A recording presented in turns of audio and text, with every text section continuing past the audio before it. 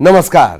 क्या शिवराज सरकार पूरे कर पाएगी 5 साल? क्या कांग्रेस फिर सत्ता में लौटेगी? क्या होगा बीजेपी में सिंधिया का हाल? उपचुनाव के नतीजे लिखेंगे सूबे की तकदीर। चुनाव की तारीखों का ऐलान भले ना हुआ हो, लेकिन सियासत शुरू हो चुकी है।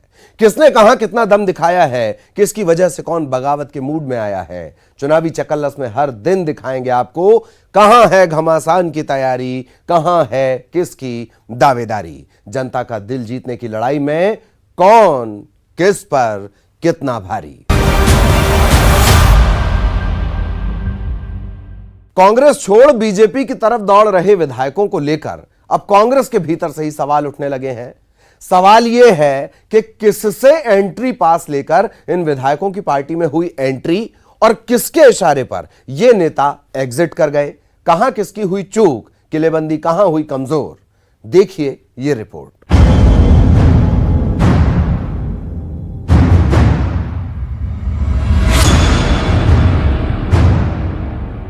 अब तक कितने और कितने, इन दिनों एमपी की सियासत में हर तरफ यही सवाल गूंज रहा है कि ये चुनाव का मौसम है या फिर दल बदल का सियासी मौसम। एक के बाद एक कांग्रेसी विधायक दल बदल कर रहे हैं। कांग्रेस छोड़ बीजेपी में अपनी आस्था दिखा रहे हैं। कांग्रेस विधायकों के दल बदल के बाद कांग्रेस ने पार्टी में बड़े नेताओं को हिदायत दी थी कि कांग्रेसी विधायक के बीजेपी के संपर्क पर पूरी नजर रखें, लेकिन एक एक कर विधायक तो हाथ से ही छूटते गए। सबसे हैरानी की बात देखिए, अब तक दल बदल किए कुल 25 विधायकों में से सभी विधायक कांग्रेस के बड़े नेताओं के समर्थक हैं। जरा इस देश की जनता को समझाइए, ये किस राजनीति को आप लोग प्रश्रय दे रहे हैं और इस पर बड़ा गौरव कर रहे हैं कि अपना घर संभालिए, अपना घर संभालिए। आप जो है इस राजनीति से बाज आइए, ये देश के पतन की राजनीति बनेगी। इससे अकेला आप केवल लोकतंत्र का नुकसान नहीं कर रहे हैं, दूसरी दुनिया को आप भारत को गुलाम बनाने का रास्ता दिखा रहे हैं। सवाल है कि कांग्रेस में आखिर ये क्या हो रहा है। आपको कांग्रेस के पूर्व पीसीसी चीफ लक्ष्मण सिंह का ये ट्वीट तो याद होगा, जो कमजोर संगठन की बात कह रहे थे। तो सवाल है कि क्या कांग्रेस का हाल ऐसा ही है? दल बदल किए विधायकों पर गौर करें तो दिग्विजय सिंह समर्थक 2 विधायक इंदल सिंह कंसाना और बिसाहू लाल सिंह हैं, जबकि जीतू पटवारी समर्थक विधायक मुकेश चौधरी, मीनाक्षी नटराजन समर्थक विधायक हरदीप सिंह डंग, अरुण यादव समर्थक विधायक सुमित्रा देवी और नारायण पटेल ने बीजेपी का दामन थाम लिया है। तो आखिर चूक कहां हो गई? कांग्रेस के विधायक लगातार टूट रहे हैं, उनके अपने से छूट रहे हैं, लेकिन कांग्रेस के नेतृत्व में कहीं उत्तरदायित्व की भावना, रिस्पॉन्सिबिलिटी और अकाउंटेबिलिटी की भावना नहीं दिखाई पड़ रही है। अब इस पर सियासी जंग छिड़ चुकी है।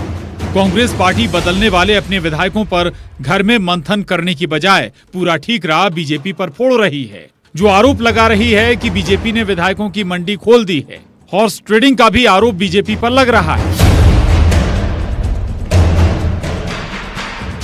डर और भय का इस्तेमाल करके एक मंडी जो है उन्होंने बना ली है, एक नीलामी जो हो रही है और बड़े पैमाने पर जो है विधायकों की खरीद फरोख्त हो रही है और 35 करोड़ से लेकर के 50 करोड़ रुपए तक जो है विधायकों की बोली लगाई जा रही है। तो ये हमारे जो लोकतंत्र है, हमारा जो प्रजातंत्र है, उसके लिए अच्छे संकेत नहीं है। परिवार था जिसका नेतृत्व कमलनाथ जी कर रहे थे और हमने 15 महीने तक इस परिवार को संभाल के हमने आगे काम किया। तो जो गए हैं, कर्नाटक में भी हुआ, आप देख रहे हैं, राजस्थान में करने की कोशिश की जा रही है, मध्य प्रदेश में तो कर ही दी उन्होंने कोशिश। ये इसका तो सवाल भी आपके, जवाब भी आपके। अब इस पर जुबानी जंग भी दिलचस्प हो गई है।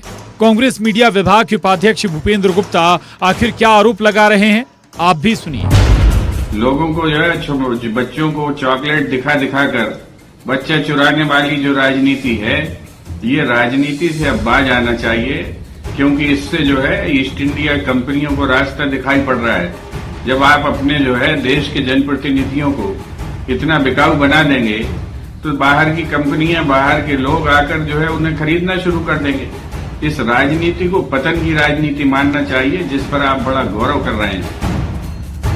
तो वहीं इस मुद्दे पर बीजेपी जवाबी हमले में बोल रही है, कांग्रेस में वंशवाद पुरानी बीमारी है। जिस प्रकार से उनके नेतृत्व को लेकर कांग्रेस ने लगातार उपेक्षा हुई तो सबको पता है। इसलिए ये दौर कांग्रेस में नेता पुत्रों को सेट करने का है। उनके नेता पिता अपने पुत्रों की रीलांचिंग करने में लगे हुए हैं। निमाड़ में तो बुरहानपुर से निर्दलीय विधायक सुरेंद्र सिंह शेरा ने तो निमाड़ में हुए धड़ाधड़ 2 कांग्रेसी विधायकों के इस्तीफे, नेपा नगर से सुमित्रा देवी कासडेकर और मांधाता से विधायक रहे नारायण पटेल को लेकर इशारों ही इशारों में अरुण यादव पर निशाना साधा था। हाँ, यूपी से चल रहा है उनका, पेपर में भी आ रहा है और अभी इलेक्ट्रॉनिक मीडिया में भी सुनने में आया है कि यूपी से उनको बीजेपी से राज्यसभा में भेजने की तैयारी चल रही है। और शर्त यही कि 2-3 एमएलए उनके जो यहाँ पर और है खरगोन, खंडवा, बड़वानी साइड में, उसको और वो बीजेपी ज्वाइन करा सके। जिन अरुण यादव जी या सचिन यादव जी का आप उल्लेख कर रहे हैं, वो अरुण यादव जी की कोई पूछ परख तो उनकी पार्टी में खुद नहीं है।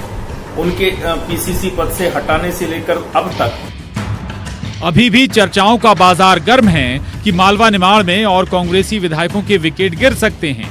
कांग्रेस के लिए चुनाव से पहले चुनौती इस बात की है कि वो कैसे बैरिकेडिंग करके अपने विधायकों को रोक सके।